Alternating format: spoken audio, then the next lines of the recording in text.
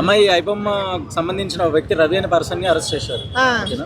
So దీని పరంగా వాళ్ళ ఆవిడనే పట్టించారని చెప్పేసి అంటున్నారు. అంటే ఎందుకని చెప్పేసి ఇలా భార్యాభర్తల మధ్య గొడవ తగదాల వల్ల పట్టించారంటారా లేకుంటే ఏంటి? భార్యాభర్తల మధ్య ముందర గొడవ పెడుతున్నారు. ఆమె పట్టించిందో పట్టిలేదో మనకైతే తెలియదు. ఆమె పేరు అయితే తీసుకొస్తారు, ఆమె అయితే బయటికి రాలేదు. అందుకని ఆమెను పక్కన పెడదాం. ఫ్యామిలీని ఎందుకు బయటికి లాగటం పాపం, ఆమెను పక్కన పెడదాం. ఇప్పుడు ఆయన చెప్పిండుగా, ఐబొమ్మ రవి ముందే చెప్పిండు కదా, నేను ఎంచుకున్న మార్గం తప్పే కానీ నేను చేసేది మంచి పనే అని చెప్పిండు. ఇప్పుడు మనం బయట ఉండే వాళ్ళకి కూడా కానొస్తుంది కదా అది మంచి పనేనని. ఇప్పుడు డబ్బున్నోడు పోతాడు, డబ్బున్నోడు 10 మందే ఉన్నారు, డబ్బు లేని వాళ్ళు 90 మంది ఉన్నారు. మరి 90 మంది మీరు 7,000 టికెట్ల రేట్లు పెంచి హౌస్ దాంట్లో పోయిన తర్వాత అసలు మా చూసేటప్పుడు మరి పాప్కార్న్ కొనుక్కోవాలన్నా, సమోసా కొనుక్కోవాలన్నా, వందల కూల్ డ్రింక్స్ కొనుక్కోవాలన్నా వందలు పెంచితే మరి సగటు మధ్య తరగతి మడిచి ఎట్ట చూస్తారు అవి కొనుక్కొని. మీరు సినిమా పోయింది తప్పదు, సినిమా చూడాలి, ఆ సినిమా చూస్తే మళ్ళీ తినాలా ఇంటర్వెల్కి. బయట కొనుక్కోవడానికి రూల్ లేదు, బయట నుంచి తెచ్చుకుందామా బ్యాగులో పెట్టుకున్నా అంటే ఒప్పుకోరు. మరి లోపలనేమో అంతంత రేట్లు ఉంటాయి. మరి దాని గురించి ఎవరు మాట్లాడరే? ఇప్పుడు ఐబొమ్మ రవి పెద్ద టెర్రరిస్ట్ అని పట్టుకొచ్చి వేసినారు. ఇప్పుడు గవర్నమెంట్కి సవాల్ వేసటం తప్పే. మన సత్యనారాయణ సార్ని అస్సలు నేను తప్పట్ను, ఎందుకంటే నాకు ఆయన ఇష్టం, నీతిగా చేస్తున్నాడు కాబట్టి. అందుకని ఇట్టనే దొరకని దొంగలు కూడా చాలా మంది ఉన్నారు దోసుకునే వాళ్ళు, వాళ్ళని కూడా పట్టుకుంటే బాగా నా కోరిక సత్యనారాయణ సార్కి నేను చెబుతున్నా. అయితే ఇప్పుడు మరి ఇంత రేట్లు పెడతారు కదా, దాని గురించి కూడా మాట్లాడవచ్చు కదా. మరి సినిమాకి అంత రేట్లు పెట్టి మేము కోట్లు మేము నష్టపోతున్నామంటే ఎవరు పెట్టుకోమంటారు? నేను అంత కోట్లు 20 ఏళ్ల కింద మరి కృష్ణ సూపర్ స్టార్ కృష్ణ, మరి శోభన్ బాబు గారు, నాగేశ్వరరావు గారు, ఎన్టీఆర్ గారు, చిరంజీవి గారు, నాగార్జున గారు వీళ్ళందరూ తీసిన వాళ్ళేగా అప్పట్లో, వెంకటేష్ గారు వీళ్ళందరూ వాళ్ళ సినిమాలు అట్టాడిని ఒక్కొక్కరు కాసిన సినిమాలు తీసారా, 200, 300 సినిమాలు అట్ట తీసారు.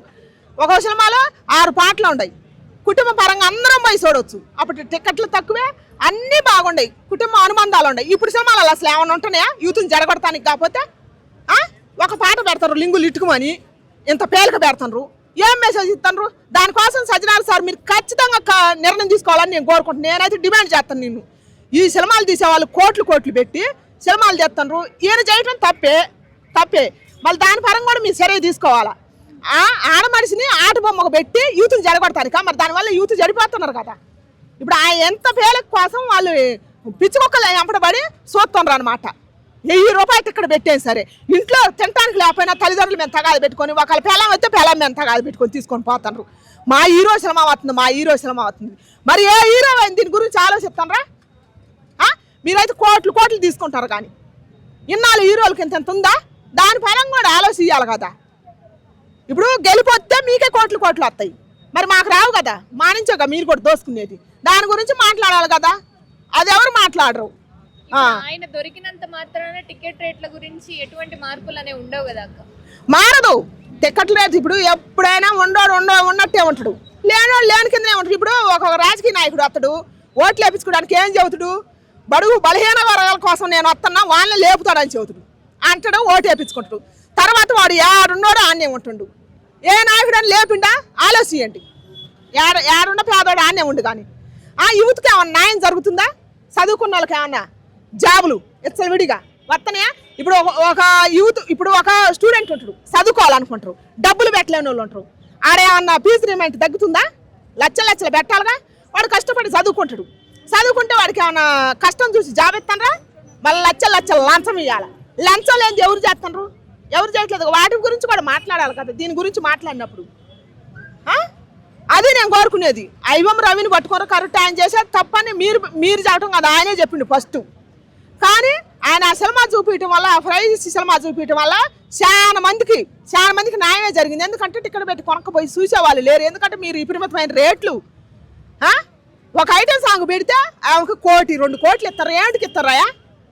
మీ కింద ఒక్కొక్క సినిమా తీయాలంటే మీ కింద సన్నకారు వాళ్ళు ఎంతమంది పని చేస్తే మీ సినిమా హిట్ అవుతుందో వాళ్ళకి ఏమైనా రేట్లు వేస్తారా? నేను జూనియర్కి పోయి చూసిన, వాళ్ళ పేర్లు నాకు చెప్పరాదు. కానీ ఇప్పుడు లైట్ మెయిన్ వాళ్ళు ఉంటారు, చిన్న వాళ్ళ అందరి పేర్లు నాకు చెప్పరాదు. వాళ్ళ కింద ఉండేవాళ్ళు ఎంత కష్టపడుతున్నాయా మీకు తెలియదు.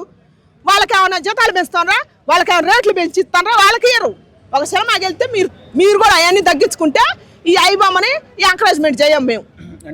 దయచేసి నేనైతే నిజమే చెబుతున్నా. మీకు నచ్చినా నచ్చకపోయినా మీకు రోగం పుట్ట. రవి గారు వాళ్ళ తండ్రి ఎవరైతే ఉన్నారో ప్రెస్ ముందు వచ్చి లోన్ కూడా అది ఇల్లు అనేది కూడా లోన్ పైనే ఉంది అండ్ వాళ్ళ కొడుకు అకౌంట్ తండ్రికి ఎంత రూపాయి కూడా ఇవ్వలేదంట ఆయన ఇవ్వలేదు ఎంత అండ్ 3 కోట్లు సంపాదించినా కూడా ఉందన్న విషయం కూడా తెలియదంట వాళ్ళ తండ్రికి. ఈ మాట చెప్తున్నారు. మరి నిజంగా న్యాయం వాస్తవం చూసుకుంటది, ఆయనకి శిక్ష పడాల్సిందే అని చెప్పి, తప్పు చేస్తే శిక్ష పడాల్సిందే అని చెప్పి వాళ్ళ నాన్న మాట్లాడారు. ఇప్పుడు ఒక ఫ్యామిలీలో ఉంటాయి సమస్యలు, బయటకు చెప్పుకోలేరు. ఒక తండ్రి కొడుకు మధ్య జరిగేది, ఒక భర్త భార్య మధ్య జరిగేది బయటకు వస్తే ఫ్యామిలీ పరువు బాధ్యని ఒక్కొక్కరు చెప్పలేరు. సమస్యలు చాలా ఉంటాయి, అవి మనం అర్థం చేసుకోవాలి. వాళ్ళ నాన్న చెప్పేది మాత్రం పరిగణలో తీసుకోవద్దు. అది అంటే ఇన్నేళ్ళు వచ్చినా కూడా కనీసం ఒక్కసారి కూడా ఎలా ఉన్నావు ఏంటి అనేది ఒక్కొక్కరు మూర్ఖులు ఉన్నారమ్మా, ఇంకా ఉన్నారు చెప్పుకోలేము. దయచేసి ఒక్కొక్కరు బాధ్యత బంధానికి వీరు బాధ్యత తీసుకోరు. అట్టాటి మొగులు చాలా మంది ఉన్నారు ప్రపంచం మీద. మరి ఇంకా అట్టాటి వాళ్ళు ఉన్నప్పుడు ఏం చేస్తాం? సామాన్యులు అందరూ రవిని మెచ్చుకుంటున్నారు మేడం, సినీ ఫీల్డ్ వాళ్ళు తప్ప. నేను కూడా మెచ్చుకుంటున్నా రవిని. ఎందుకంటే సినీ ఫీల్డ్ వాళ్ళు మెచ్చుకునేది ఏమిటికి? ఆయన అనేది ఎందుకు?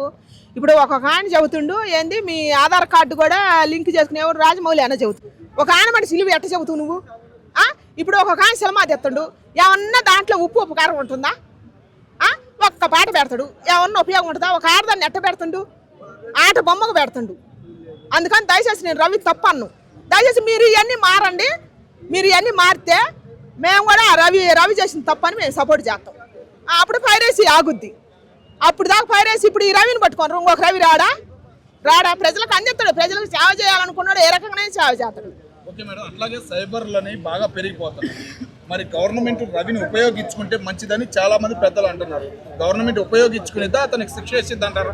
ఉపయోగించుకోవాలి. శిక్ష అయితే మాత్రం నేను ఒప్పుకొని చెబుతున్నా. మంచి పనే చేసిండుగా, అంత టాలెంట్ ఉందని అంటే మంచి పనికి ఉపయోగించండి మీరు చెప్పి. ఇప్పుడు రవి మీద ఎంత యాక్షన్ తీసుకున్నారో అది తప్పే అని మీరు అంటారు, మేము అంటారు. మీకు సవాల్ వేసటం కూడా తప్పే.